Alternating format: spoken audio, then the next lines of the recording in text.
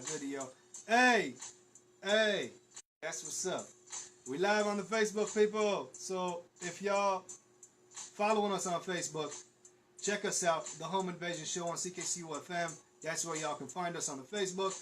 If not, you don't got a Facebook account, I got you covered, man. We upload this video on the YouTube, so go ahead and look us up on the YouTube, The Home Invasion Show, and you can like, comment, subscribe, do what it do. We appreciate it very, very much, and that's how it is. Now, before we get into the movie talk, I promised my daughter I was going to do this. Got to get a little parental on y'all. So she drew me a little drawing. She drew me a heart, and she wanted me to show it off for radio. You know, like if this was the 90s, I'd be like, shit, you know, radio is an audio thing, you know, people can't see what it is, but we're doing the video here, so I'm going to show everybody right here, my daughter's heart she drew for me. Love it, love it, love it, you know. Had to get a little cornball on you, you know, but hey, parenting is what it is, you know, and there's nothing more I love on this earth more than my daughter, and that's 100, you know what I'm saying, and shouts out to all the fathers out there. I know all of y'all can relate, you know, the ones that are still with their kids, I'm talking, you know. So, okay, once we're getting that out the way, one more thing, I want to say much love. I like to put this on video now. I want to say much love go out to everybody that sent us exclusives. I want to say much love go out to my man, Lampman, all the way up in Hamilton. And I want to say shouts out, much love go out to my man, Dice's Trench, all the way up in Regent Park in Toronto, Ontario. You know, them's the homeboys, and y'all getting love from Livin Large. All right, now we got that out the way. Okay, so Tales from the Hood. I don't know if y'all seen that one. It's a sleeper hit, I'll tell y'all. Right now, it's a sleeper hit. I love that movie. One of my favorite movies. It's actually, I did say, when you take a movie and put it in the hood, that's when you know the franchise ran out of ideas, right? But this one right here isn't a movie that started out somewhere else and took it to the hood. This one was straight up homegrown in the hood, you know, directed by Rusty Cundiff and produced by Spike Lee before he lost his mind, you know. And this movie's kind of like Tales from the Crypt, and it's like an anthology thing, you know what I mean, where they come out with different stories all in one shot, and they kind of like tie it all together at the end. At the time when I watched the movie, it took me off guard. I don't know, a lot of people that I watched the movie with, they all called it, you know, they all said, hey, watch the end and be this. And I thought, you know what, how can I don't know, maybe because I was so immersed with the different storylines and it had me thinking that I didn't really think about the overall plot that tied everything together, you know. But one thing I really did love about those movies is it wasn't just horror for the sake of horror, you know. They did little stories, like, you know, little movies here and there, you know, little anthology pieces, and every movie was tethered to something that was ailing the ghetto at the time, you know, and still is to this day, you know. So the first one, the first story was about police brutality, you know, so they took it and added a horror element to it, you know. The second story was about broken families, pretty much, you know, and abusive parenting, abusive fathers and shit like that, you know. And, you know, they added, again, a little horror element to it. Kind of cheesy, but, you know, it is what it is. You can't really have all of them as hits, you know. That one, I got a soft spot for that. You know, David Alan Grier is in that one, and he plays the abusive father. And again, like if you watch it right now, it's practical effects, but just the effect, the way it looks and stuff like that, it's kind of cornball, it's kind of cheesy. You know, at the end, like, you know, he kind of like, he gets, you know, he gets all. I'm not gonna. You guys gotta watch this movie, okay? But I will say it's kind of cheesy at the end, like, you know, he's in his little predicament or whatever. And, like, you know, a guy's throwing up the middle finger and stuff. And I was like, God damn, for real, eh? It just, you know, as if the way he was all, you know, done up, I'm like, man, that kind of it added comedic factor to it. But then he ends up throwing up the middle finger. I'm like, yo, now it's not serious anymore. You know what I mean? So whatever message, you know what I mean, credibility-wise or whatever, it kind of, just a little bit, I'm not going to say all of it, but just a little bit got shot, you know? The one after that was about a racist politician that used to be, or formerly was, a member of the KKK and is now running for office, and he actually set up his party board or whatever. He actually set it up in one of the worst atrocities that happened in slavery history or whatever, you know what I mean, the old slave master house. And you know, back in the civil rights You know, back when the slaves were freed, he pretty much went crazy and just killed all of his slaves, you know. And this guy chose to, you know, shack up in that spot. And, you know, it's haunted. It's haunted. You know, this voodoo lady came in and tried to put the souls to rest, but she actually bound all the souls to little dolls, you know.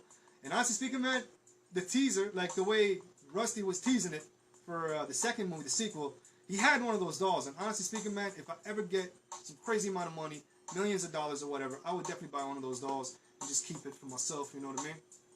Movie memorabilia, I know a lot of people collect some crazy shit, you know. Somebody, what was it, some reality TV show, they found the actual shark from Jaws, and this guy actually bought it, you know, and I'm the same way, man. I'm like, you know what, if I find one of them, you know, dolls, some like Tales from the Hood, I'm buying that shit. You know, if y'all seen the music video for Tupac, Do for Love, they have like the little claymation figure of Tupac or whatever. I would take that and stick it in one of those clay ovens, you know, put them in a pose, stick them in a clay oven, just to make it, you know, for him to hold that pose, and I pose it up, you know, put it up, and shit like that. Because that's another piece of hip-hop memorabilia, you know what I'm saying? So, shit like that, right? Well, going back to the movie, you know, again, horror element, you know, the guy does not want to leave, some crazy shit happens in the house, and, you know, it's crazy. Y'all need to see it. Y'all need to see it. Again, the effects are a little dated, not too much. Again, they're practical for the most part, but they did have their little CGI here and there. You know, kind of sort of blended nicely. You know, they kind of miniaturized the dolls, because if you see them, they're like this big, you know, but they miniaturize them and make them seem like smaller than they are. And you know, unless you're really looking, you wouldn't notice. You know, so that story was cool too. And the last story, the craziest story, was about gang violence. You know, and how it's you know, black on black crime, and how that affects society. And again, they added like, you know, some science fiction type element to it and stuff like that. You know, and it's crazy. You know, that story right there was one of the most important ones, next to the police brutality one. You know, those were my two favorites, my standouts. You know, so I highly recommend you watch this movie, right? And the reason why I'm talking about it is, once again, like I said, Rusty Cundiff, he's making Tales from the Hood 2.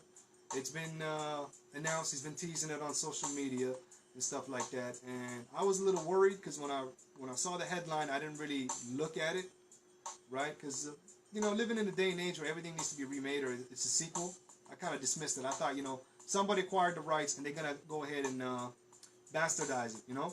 But after reading the article, it turns out he's actually coming back and he's doing it.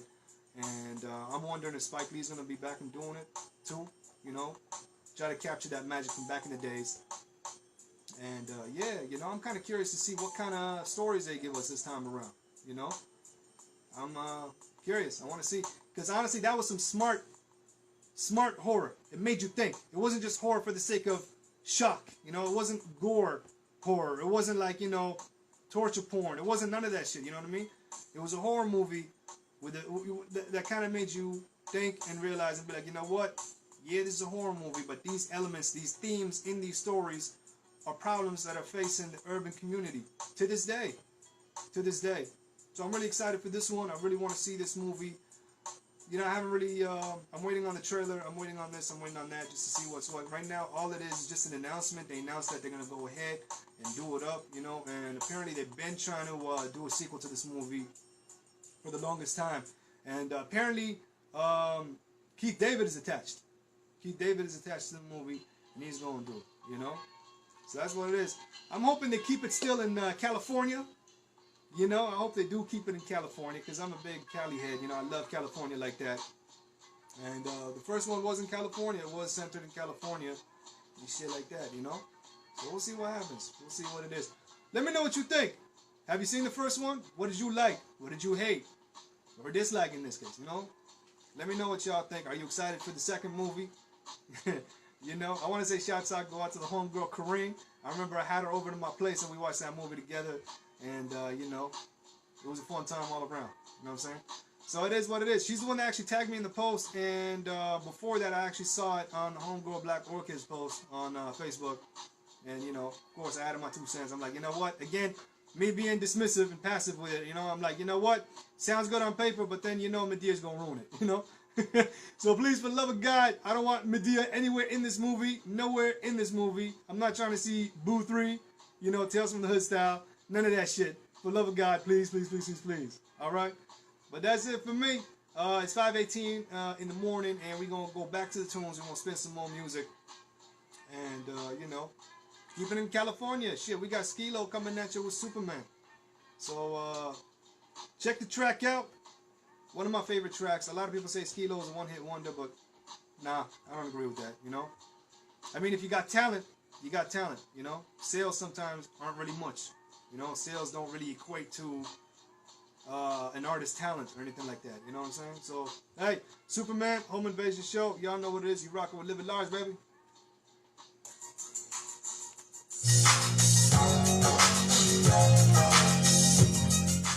Let me turn this down because it's a Nazi Brother sample, and I'm not trying to get this video pulled. You know? But yeah, so that was that. That was the movie. I did skip out on video last week, but with this Ramadan craziness, you know, it's been kind of difficult, you know, because my time is devoted trying to eat, and you know, doing this overnight and stuff like that is, like I said, difficult, you know. But yeah, we only got one more week of Ramadan, and I want to say shouts out go out to everybody that's practicing, everybody that's fasting, everybody's been catching the prayers, and all that shit. You know what I'm saying? What it is, and that's it. Make sure you like, comment, subscribe, because that shit's important to us, important to me especially, you know, and let me know what y'all think. All right? Home Invasion Show, Livin Large, out.